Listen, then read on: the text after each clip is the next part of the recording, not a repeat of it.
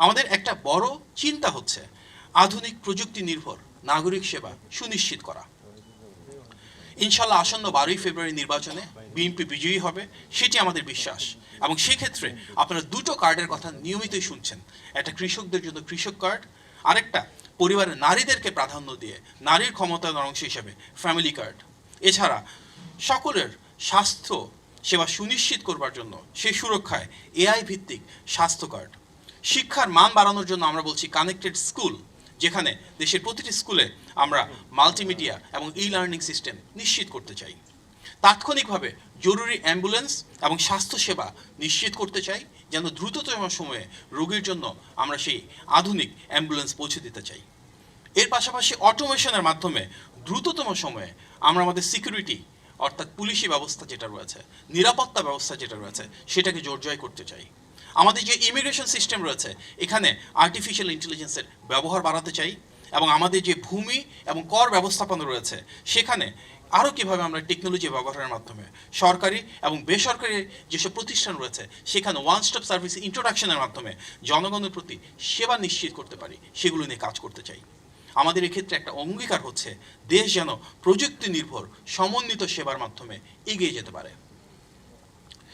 Software, app এবং hardware শিল্পের ক্ষেত্রেও কিন্তু আমাদের বেশ কিছু লক্ষ্য রয়েছে, যার একটা হচ্ছে আন্তর্জাতিকভাবে একটা সম্মানিত অবস্থানে পৌঁছে যাওয়া। দেশের সফটওয়্যার, হার্ডওয়্যার, বিপিও শিল্পকে শক্তিশালী করতে ইনশাল্লাহ আগামীর যে বিএনপি সরকার, সেখানে আমরা মেড ইন বাংলাদেশ অথবা অ্যাসেম্বলড ইন বাংলাদেশ অথবা সার্ভিস ইন বাংলাদেশ এই ট্যাগলাইনগুলোকে স্থাপন করতে চাই, যাতে এই পণ্যগুলো এবং এই সেবাগুলো আন্তর্জাতিক বাজারে প্রথম সারিতে প্রতিযোগিতা করতে পারে। আমাদের পার্শ্ববর্তী দেশ সহ অনেক জায়গায় রয়েছে, সেখানে যে ট্যালেন্ট, সে একই ট্যালেন্ট কিন্তু আমাদের দেশেও আছে, কিন্তু আমাদের সেই ইনফ্রাস্ট্রাকচার নাই, আমাদের সেই পলিটিক্যাল কমিটমেন্ট নাই। আমরা বিশ্বাস করি জনগণের ভোটে নির্বাচিত সরকার যখন আমাদের নেতৃত্ব দেবেন ডক্টর মঈন খান স্যারের মতন যারা প্রাজ্ঞ মানুষ রয়েছেন, মেধাবী মানুষ রয়েছেন, দেশপ্রেমিক মানুষ রয়েছে, সেই নেতৃত্বের হাত ধরেই কিন্তু আমরা বিভিন্ন সেক্টরে এভাবে মেড ইন বাংলাদেশকে সারা বিশ্বে পৌঁছে দিতে পারবো।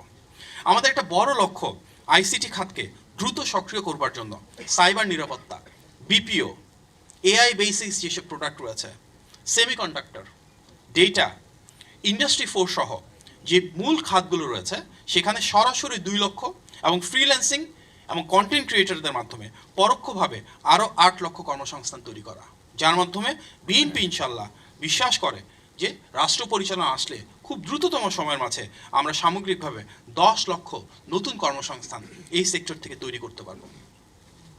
আমাদের সবার দীর্ঘদিনের একটা দাবি ছিল পেপ্যাল ইন্ট্রোডিউস করা।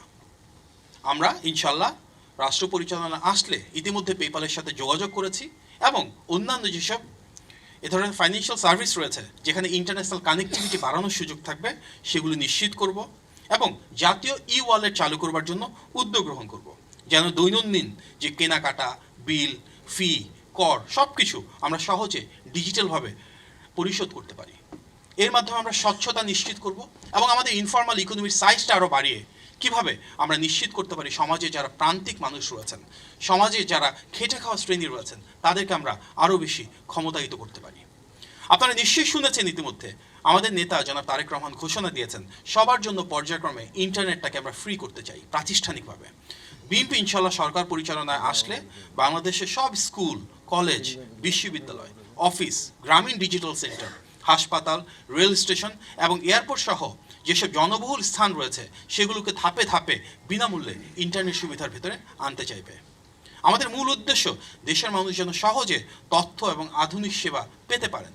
যারা বিভিন্ন ধরনের কর্মসংস্থানের সাথে জড়িত, নিজের উদ্যোক্তা হিসেবে গড়ে উঠেছেন, ওনারা যেন ফ্রি ইন্টারনেটটুকু পেয়ে যার যার অর্থনৈতিক কর্মকাণ্ডকে আরও শানিত করতে পারেন। সুতরাং আগামী বাংলাদেশে ইনশাল্লাহ ইন্টারনেট হবে সবার, এটাই বিএনপির অঙ্গীকার। আমরা আধুনিক সাইবার নিরাপত্তা নিশ্চিত করবার জন্য নাগরিকদের সব তথ্য এবং দেশের গুরুত্বপূর্ণ ডিজিটাল অবকাঠামো রক্ষা করতে চাই, যার জন্য সব স্টেক হোল্ডারদের সাথে আলোচনার মাধ্যমে একটা শক্তিশালী সাইবার নিরাপত্তা নীতিমালা এবং আইন প্রণয়ন করতে চাই। আমাদের বিশ্বাস আগামীর যে বাংলাদেশ, সেখানে সাইবার স্পেস আরও অনেক বেশি নিরাপদ হবে, জনগণের নাগরিক অধিকার সুরক্ষিত থাকবে। সেই অভিযাত্রায় দেশের প্রথম এআই চালিত ডেটা সেন্টার ক্যাম্পাস তৈরি করা বিএনপির একটি লক্ষ্য। শুধুমাত্র 2023 সালেই বাংলাদেশের গুরুত্বপূর্ণ ওয়েবসাইটগুলোতে 6.30 কোটি বার সাইবার অ্যাটাক হয়েছে বলে আমরা জানতে পেরেছি। এতে অত্যন্ত ভয়াবহ যে সেই একই বছরে বাংলাদেশে 5 কোটিরও বেশি নাগরিকের ব্যক্তিগত তথ্য ইন্টারনেটে বিক্রি হয়ে গেছে। এটা আমাদের সাইবার সার্বভৌমত্বের জন্য একটা অনেক বড় হুমকি। তাই দেশ ও নাগরিকদের গুরুত্বপূর্ণ তথ্য, জাতীয় পরিচয়পত্র, পাসপোর্ট, সরকারি বেসরকারি সব ধরনের ডেটা দ্রুত ও নিরাপদে সংরক্ষণ এবং বিনিময়ের জন্য বাংলাদেশের একটি অত্যাধুনিক টিয়ার 4 ও টিয়ার 3 ডেটা সেন্টার দরকার। তাই ইনশাল্লাহ বিএনপি রাষ্ট্র পরিচালনার দায়িত্বে আসলে ক্লাউড ফার্স্ট কৌশলে দেশের প্রথম এআই চালিত ডেটা সেন্টার ক্যাম্পাস আমরা সৃষ্টি করতে চাই, শুরু করতে চাই।